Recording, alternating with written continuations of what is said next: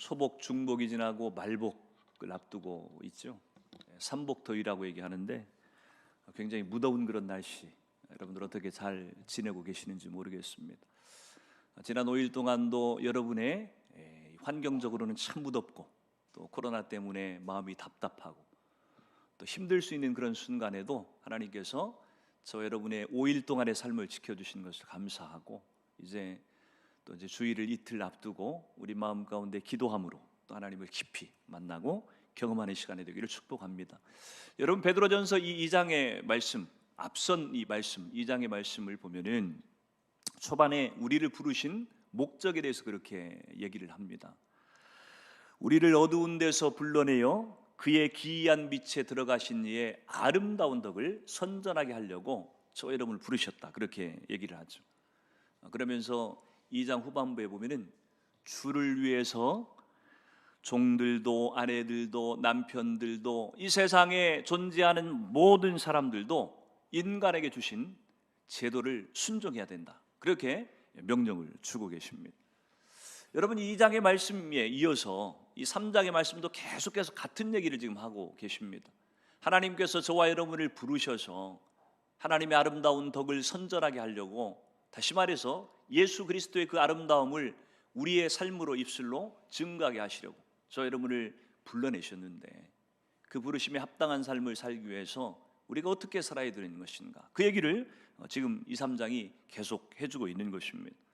특별히 이 3장이 마무리되는 오늘 이 본문 말씀은 2장과 3장 이 두 장을 결론 지어주는 그런 내용에 해당이 되어집니다.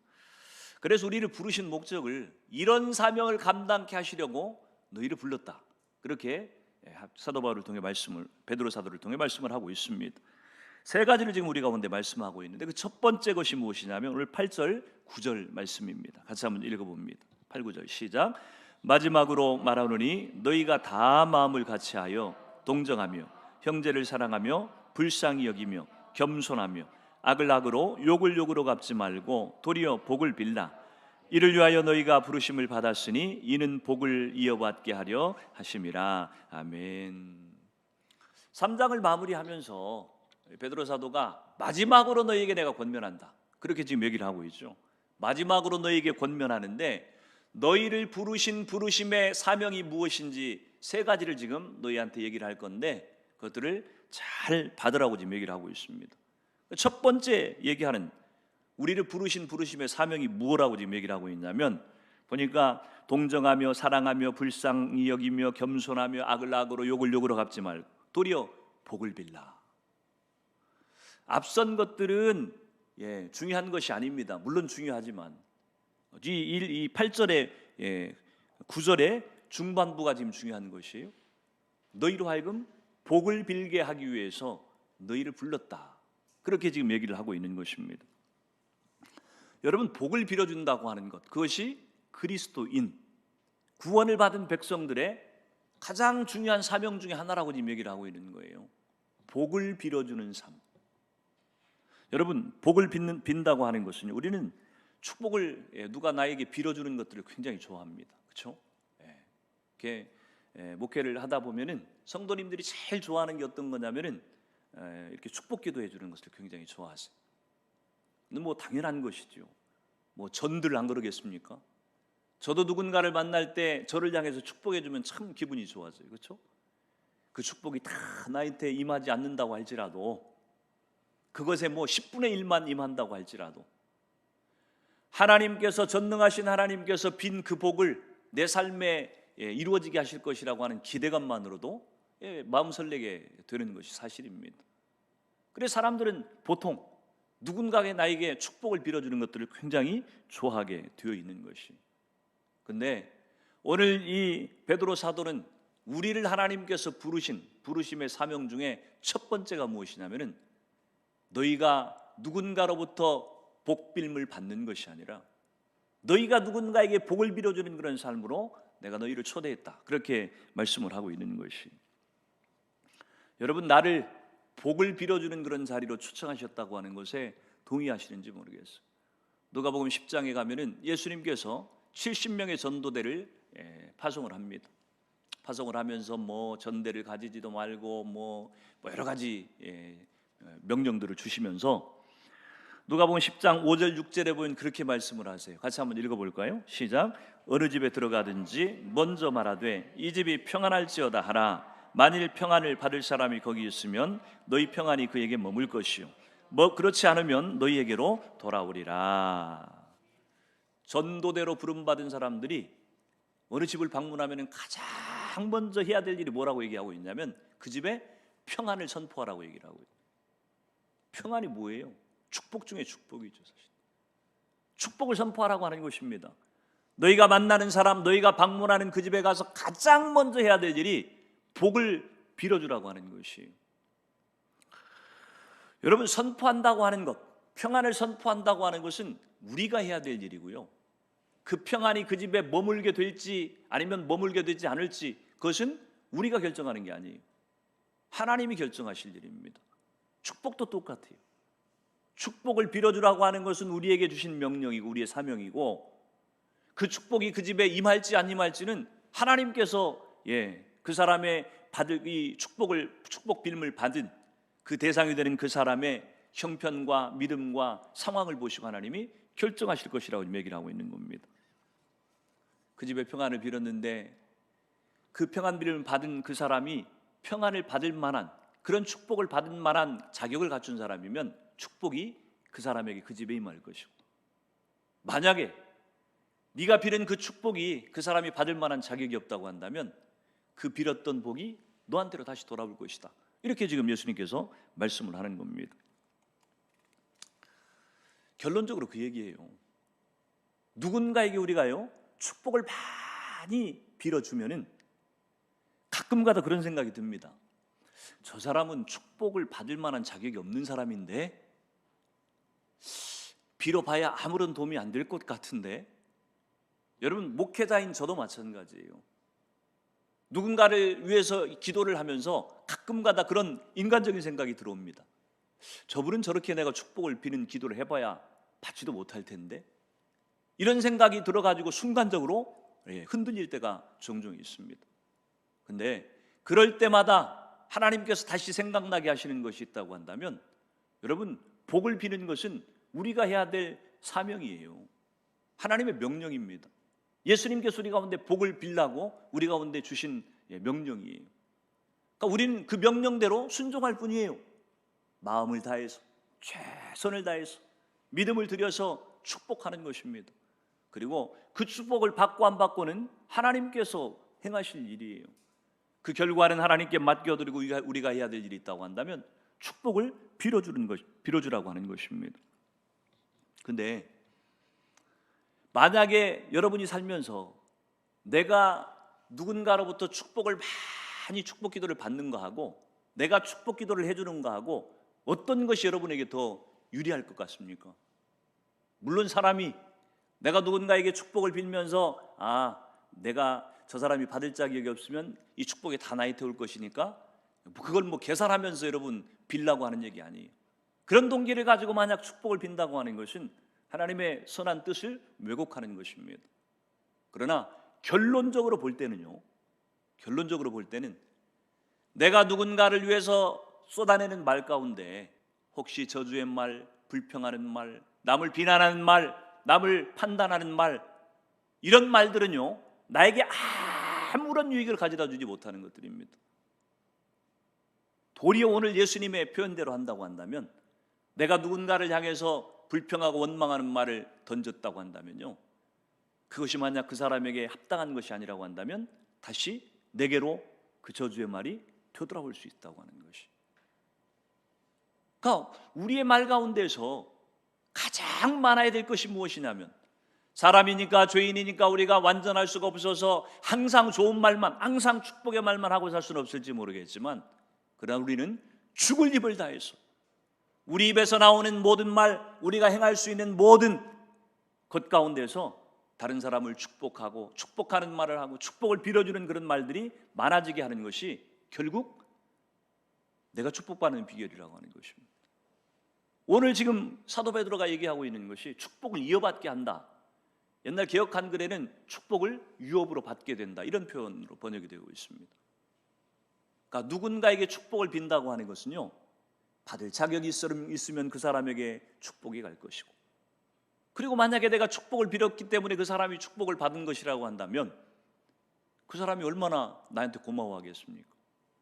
만약에 그 사람이 그 축복을 받을 만한 자격이 없는 사람이라고 한다면 그 축복이 내게로 다시 되돌아올 텐데, 여러분, 내가 축복을 빌어준다고 하는 것은요, 어떤 상황, 어떤 대상, 어떤 형편 가운데서도 항상 하나님의 선을 이루는 그런 결과들이 나타나게 되어 있는 것이.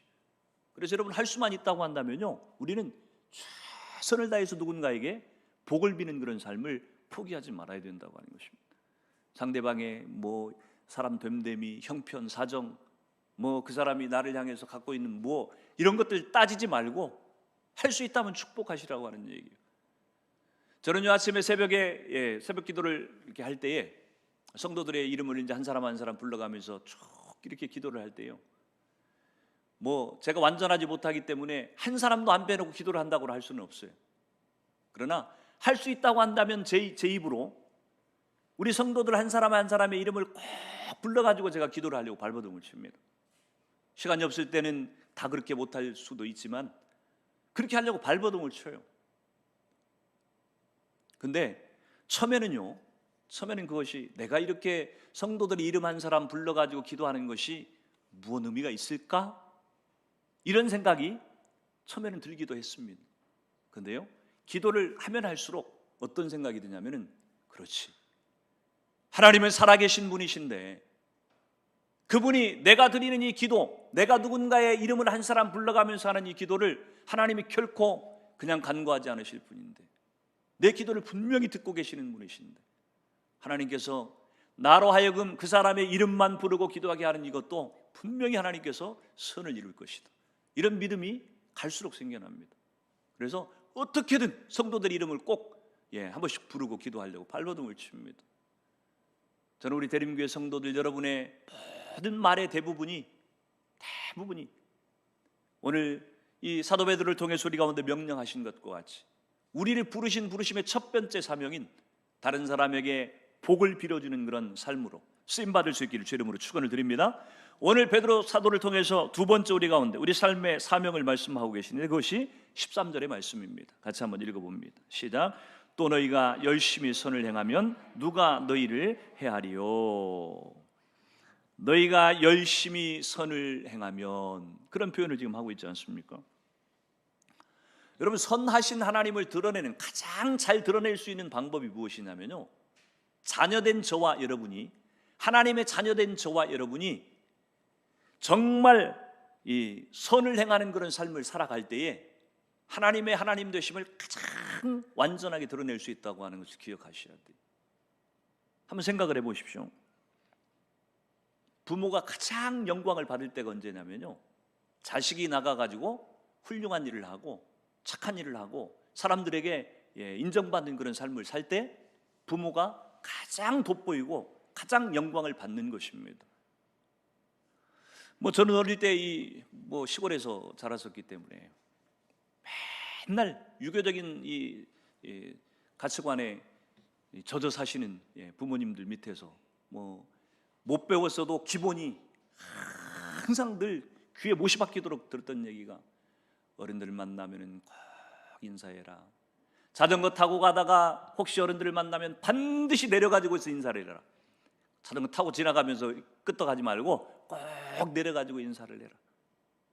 아주 그냥 귀에 못이 박히도록 들었기 때문에 어릴 때 안 그러면 큰일 나는 줄 알았어요. 그래서 늘 그렇게 실천하려고 발버둥을 쳤습니다. 여러분, 그러면은 내가 그렇게 인사를 꼬박꼬박 잘하고 예의를 갖추면요, 누가 자꾸 올라가는 줄 아세요?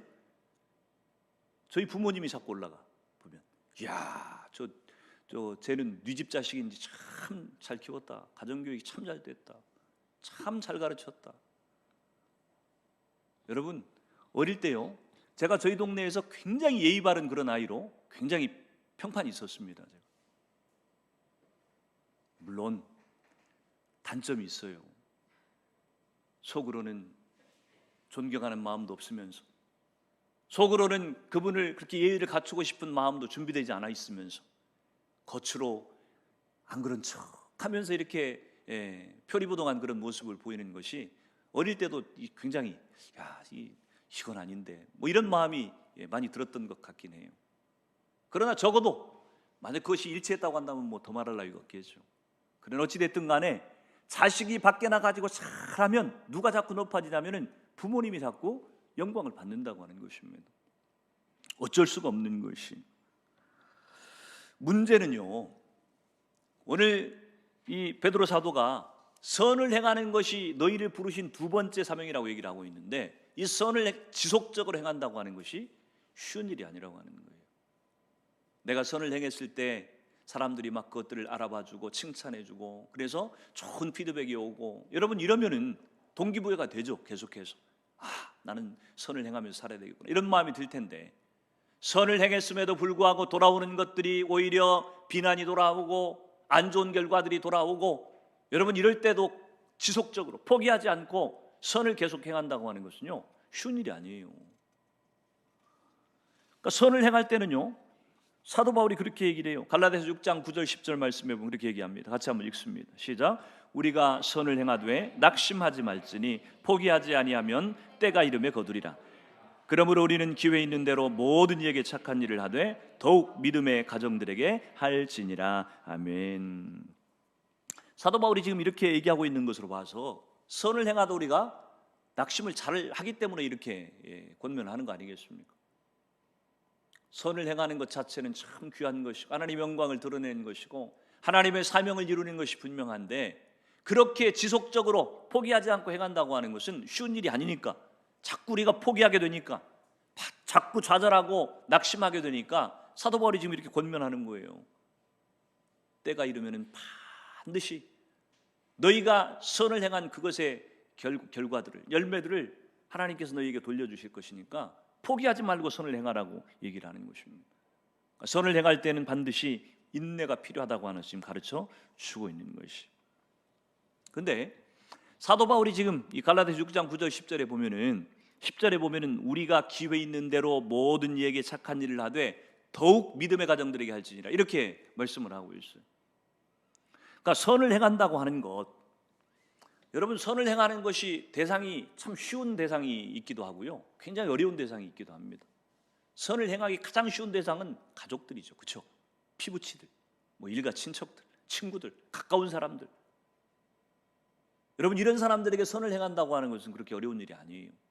거의 뭐 본능적으로 가족들에게는 미운 짓을 해도, 마음에 안 드는 짓을 해도, 사고를 쳐도 가족들에 대해서는 그래도 참고 인내해주고 선을 행하고 잘 대해주고 뭐 이런 것들은요 거의 본능에 가까워요.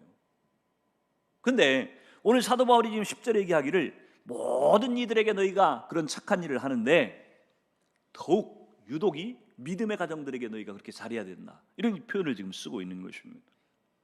사도 바울이 왜 이런 표현을 쓰겠어요?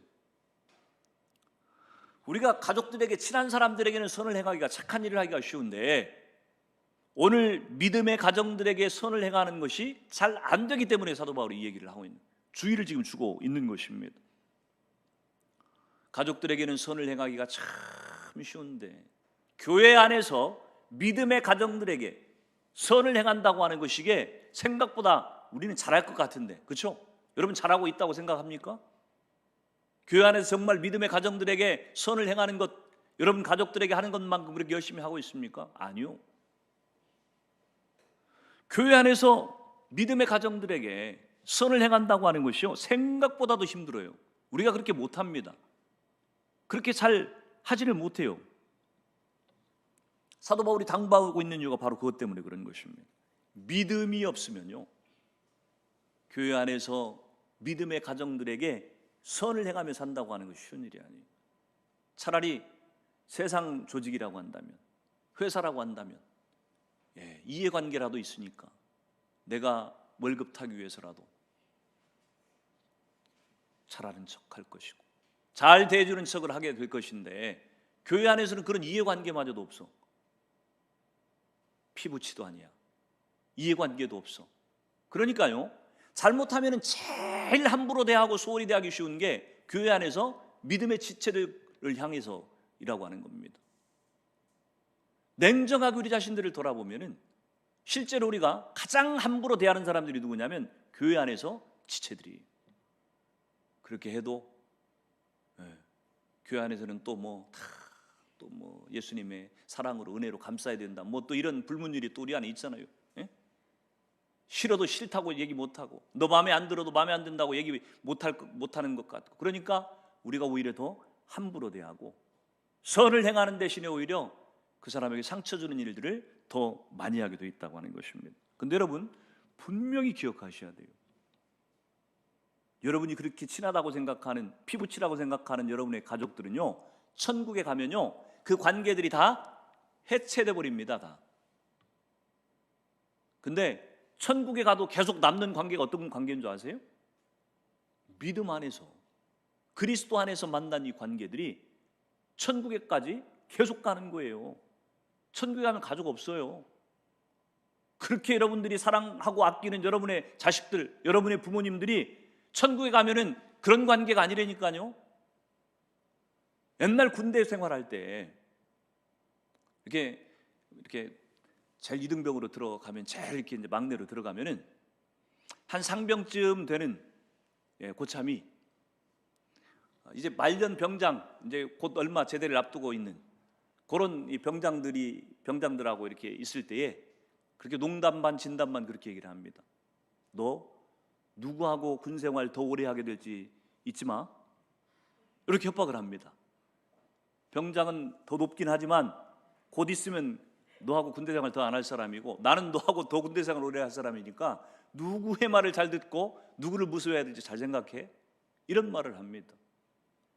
여러분, 천국에 가서 영원토록 깨어지지 않고 계속 가져가야 될 관계가 그리스도 안에서 형제요 자매된 우리의 관계라고 하는 것을 기억하셔야 돼요. 그래서 여러분 가족들에게, 피부치에게, 여러분 친한 사람들에게 잘해주는 그것 반만이라도 좀 교회에 와서 행한다고 한다면 후회할 일들이 안 생길 것 같아요. 선을 행한다고 하는 것, 여러분 멀리 있는 사람들에게 선을 행하려고 하지 마시고요, 여러분 가장 가까이에 있는 사람들, 여러분 교회 안에 가장 이 선을 행하는 것이 필요한 그런 대상들을 기억하십시오. 여러분 교회 안에 있는 여러분 가까이에 있는 지체들도 그 지체들에게도 선을 행하지 못하면서 누구에게 선을 행하겠어요? 뭐 인류에게 선을 행하겠습니까? 아프리카에 있는 뭐 누구에게 선을 행하러 갈 거예요? 다 말장난이에요. 다 말장난이에요. 말은 멋있지요. 온 인류를 사랑하리라. 말은 멋있죠. 그거 안 해도 되니까 여러분 교회 안에 있는 지체들에게나 좀 잘하세요. 옆에 있는 지체들에게 좀 말 고분고분하게 하고 좀 자상하게 하고 따뜻하게 대하고, 그냥 원수처럼 대하지 마시고. 여러분 하나님께서 우리를 부르신 세 번째 목적에 대해서 오늘 17절에 얘기를 해주고 있습니다. 같이 한번 읽도록 합니다. 17절 시작. 선을 행함으로 고난받는 것이 하나님의 뜻일진데 악을 행함으로 고난받는 것보다 나으니라. 아멘. 마지막으로 세 번째 우리를 부르신 부르심의 사명을 지금 얘기를 하고 있는데, 두 번째 사명하고 연관이 되어 있죠. 선을 너희가 행하게 되면 필연적으로 고난을 당하게 되어 있다. 고난받는 것이 우리를 부르신, 하나님께서와 여러분을 부르신 부르심의 사명 중에 하나라고 지금 얘기를 하고 있어요. 여러분 고난받는다고 하는 것이 사명이라고 하면 굉장히 마음이 불편해지죠. 그렇죠? 근데 예수님께서 오늘 이 고난을, 우리가 고난을 받기 위해서 부름받았다고 하는 것의 이 고난이라고 하는 것은요, 그냥 이유 없이 받는 고난을 얘기하고 있는 것이 아니에요. 방금 얘기한 것처럼 베드로전서 3장 14절에도 보면 그러나 의를 위하여 고난을 받으면, 이렇게 표현을 하고 있고요. 아까 17절에도 보면 선을 행함으로 고난받는 것, 선을 행하고 의를 위하여 받는 고난, 그것을 지금 오늘 예수님께서 우리가 부르신, 하나님께서 우리를 불러서 고난받게 하신 것, 그 이유라고 지금 얘기를 해주고 있는 것입니다. 여러분 고난받기 위해서 부름받은 우리들에게 예수님을 지금 모델로 제시해 주고 있죠. 3장 18절에 보니까 그리스도께서도 단번에 죄를 위하여 죽으사 의인으로서 불의한 자를 대신하셨으니 이는 우리를 하나님 앞으로 인도하려 하심이라. 육체로는 죽임을 당하시고 영으로는 살리심을 받으셨으니. 그러니까 예수님이 고난받은 것은요, 우리처럼 죄를 지어가지고 잘못해가지고서 고난받는 게 아니에요. 예수님이 고난받으신 것은 지금 어떤 것이었냐면요, 의인이셨는데, 그분은 죄가 없으셨는데 불의한 자들을 살리시기 위해서 고난받으신 것입니다. 여러분, 그런 예수님을 하나님께서 어떻게 하십니까? 3장 22절에 보면은 그는 하늘에 오르사 하나님 우편에 계시니 천사들과 권세들과 능력들이 그에게 복종하느니라. 예수님은요, 죄가 하나도 없으신 분이셨는데 가장 큰 고난을 당하신 분이에요. 그러니까 하나님께서 가장 힘든 고난을 통과하신 예수 그리스도를 가장 높이셨어요. 보니까 하나님 우편에 앉게 하셨고 모든 천사들, 권세들, 능력들이 다 그 이름 앞에 무릎 꿇게 만드셨다고 하는 것입니다. 그러니까 우리가 예수를 믿고 하나님께서 우리를 부르신 부르심의 세 번째 사명이 선을 행하다가 고난받는 것, 그것이 우리의 부르심이라고 지금 얘기를 하고 있는데, 이 부르심을 받기 위해서 고난을 당하는 것, 아무런 잘못도 없는데, 실수한 것도 아무런 죄를 지은 것도 없는데, 그런데 오늘 하나님께서 우리 가운데 주신 사명 때문에 의를 위해서 선을 행하다가 고난받는 그것을 하나님은 최고의 것으로 지금 갚아주시겠다고 지금 약속을 하고 있는 것입니다. 여러분, 우리가 그리스도 안에서 고난을 받는다고 하는 것, 그래서 가장 복되고 가치 있는 일이에요. 우리는 그것을 믿음으로 받아들여야만 됩니다. 예수님 때문에 그리스도 안에서 우리가 이 고난받는 것, 이것이 가장 복된 것이라고 하는 것을 우리가 믿는 믿음이 확실해야만 우리에게 생각지 않은, 기대하지 않는, 예상치 않았던 그런 고난들이 찾아올 때 우리가 그것들을 받아들이고 견디고 이길 수 있는 그런 마음이 우리 가운데 생겨나기 때문에 그래요. 사랑하는 성도 여러분, 사명은 피한다고 피해지는 것이 아닙니다. 내가 도망치고 싶다고 해서 도망칠 수 있는 것이 아니에요. 하나님께서 저와 여러분 가운데 주시는 사명이라고 하는 것은 그 사명을 순종하고 감당할 때에 하나님께서 영광을 받으실 뿐만 아니라 하나님의 일을 우리 가운데 이루시는 것이, 여러분, 우리로 하여금 하나님께서 지금 이렇게 사명을, 우리를 부르신 사명을 지금 세 가지로 지금 말씀을 해주시지 않았습니까? 복을 빌어주기 위해서, 그리고 선을 행하게 하기 위해서, 그리고 그 선을 행하다가 고난당하는 그런 삶을 위해서 저와 여러분을 부르셨다고 얘기하는데, 이런 것들을 통해서 궁극적으로 하나님이 하시려고 하는 일이 무엇이냐면은 오늘 15절 16절 말씀이에요. 같이 한번 읽어봅니다. 시작. 너희 마음에 그리스도를 주로 삼아 거룩하게 하고 너희 속에 있는 소망에 관한 이유를 묻는 자에게는 대답할 것을 항상 준비하되 온유와 두려움으로 하고 선한 양심을 가지라. 이는 그리스도 안에 있는 너희의 선행을 욕하는 자들로 그 비방하는 일에 부끄러움을 당하게 하려 함이라. 아멘. 결국 하나님께서 우리를 부르셔서 이 사명을, 세 가지 사명들을 주시고 그런 삶을 살게 하신 것은요, 결국 이것을 위한 거예요. 우리에게 어떤 고난이 닥쳐와도, 어떤 어려움이 닥쳐와도 이것들을 기쁨으로 잘 극복하고 이기고 승리하며 나가는 우리들을 보고, 누가요? 주변에는 예수를 믿지 않는 수많은 사람들이 그것들을 보고 도대체 네 속에 도대체 그것들을 그렇게 기쁘게 받아들일 수 있는 근거가 무엇이냐, 무엇 때문에 너한테 그런 삶이 가능했느냐, 그렇게 궁금해지는 마음들이 생기게 하고, 그래서 그들로 하여금 하나님을 찾아가게 하는데 접촉점이 되고 통로가 되고, 이것을 위해서 저와 여러분을 사용하고 계시고 이 사명을 주셨다고 님 말씀을 하고 있는 것입니다. 사랑하는 성도 여러분, 우리 대림교회 속한 이 설교를 듣는 모든 성도님들 한 분 한 분이 우리를 부르시고 왜 부르셨고 부르심에 주신 사명이 무엇인지를 우리가 들었는데 결론은 딱 그거예요. 우리가 고난을 받는 삶이든 아니면 평탄한 삶을 사는 것이든, 여러분, 평탄한 삶을 살고 성공하는 삶을 살고 있을 때 사람들은 우리를 주목하지 않아요. 그리스도인 우리를 주목하지 않습니다. 여러분, 그리스도인들이 아무리 돈을 많이 벌면 세상 사람들이 돈 많이 번 것만큼 돈 많이 벌고 살 수 있어요? 없어요. 예수 믿고 그렇게 돈 많이 벌었다는 사람 난 별로가 아니라 본 적이 없어. 우리는 그런 것 가지고 경쟁하는 사람들이 아니에요. 그러나 우리가 고난받고 있을 때에, 어려움 가운데 처해 있을 그때에, 그러나 그런 것들을 주를 생각하며 믿음으로 잘 견디고 이기고 승리해 나가는 모습들을 보면서 사람들은 궁금해하는 것이, 우리 속에 어떤 능력이 있어서, 우리 속에 계신 하나님이 어떤 분이시길래 우리가 그런 능력들이 나타나는 것.